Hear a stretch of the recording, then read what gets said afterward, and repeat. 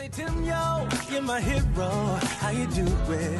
How you stay strong? Let them all know there's so much. Children will rise to the level of the expectations that we put on them. And we put high expectations on them here, and our prayer is that parents who enroll here will also support those high expectations. Hi, I'm Carlos Johnson. I'm here with Quan Graham of Parents for Educational Freedom for North Carolina.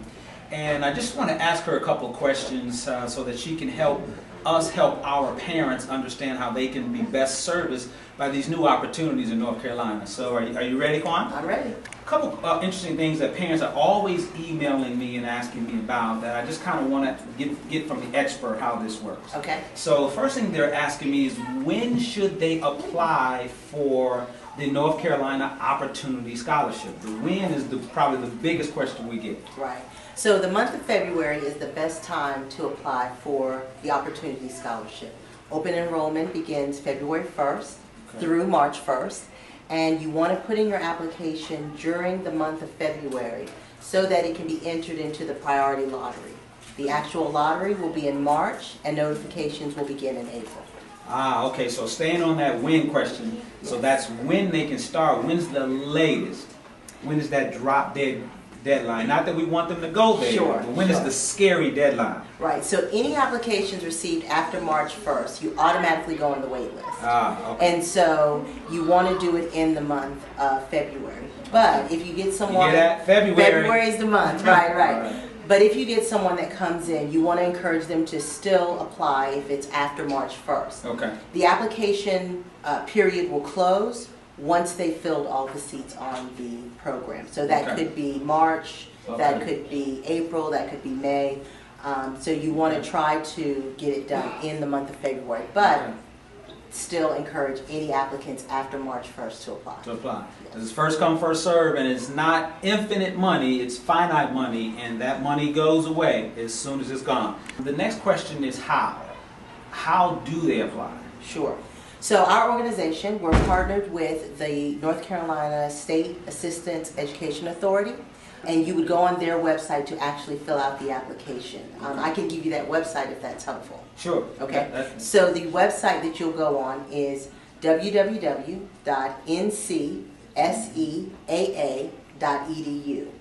And you would go under K-12 grants and then select Opportunity Scholarship. All right, now if you guys caught that, but if you did not catch it, you can always just call here to the Academy. My assistant, Miss asked for Zanika Hill, Miss Hill, and she can also make sure you get that exact same information. But remember, the month of February, Black History Month, you want to make sure you get your reparations for education, if you will.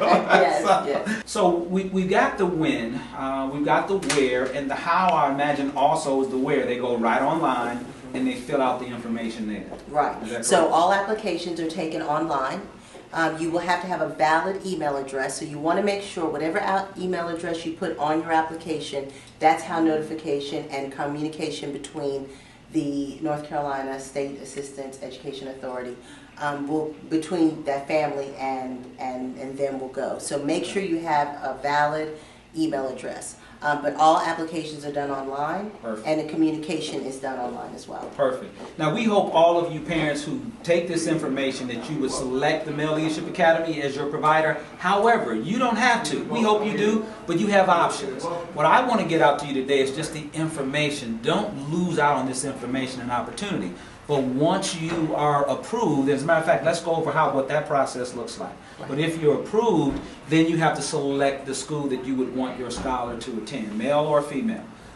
So how does that approval process work? What does that look like? So the actual lottery is done sometime in the month of March.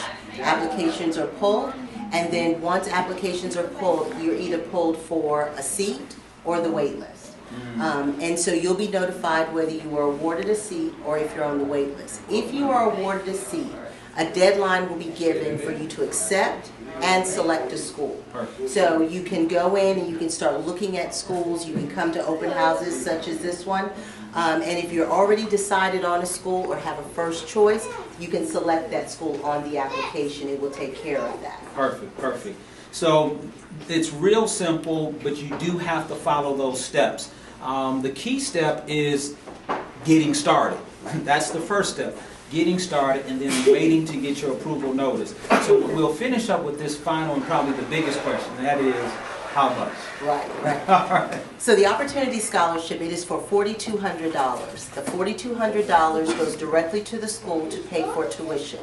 If your school's tuition is more than the $4,200, it is up to the family and the school to work out how to pay for that balance. So we encourage parents to talk with the school, get a list of all fees, and then you would take then the $4,200 from that final balance. So a real life example is at the Male Leadership Academy. Let's just say our tuition was $10,000, and it's not. But if you awarded the full scholarship and it's $4,200, then as a family you would be responsible for that balance of $6,000 or somewhere around there.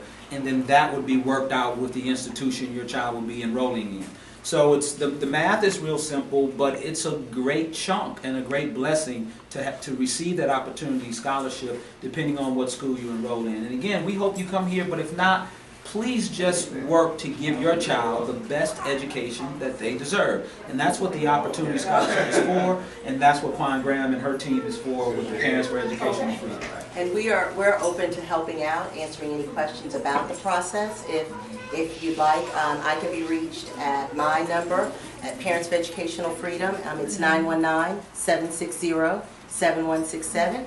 Or you can email me. My first name is spelled Kwan at pefnc.org.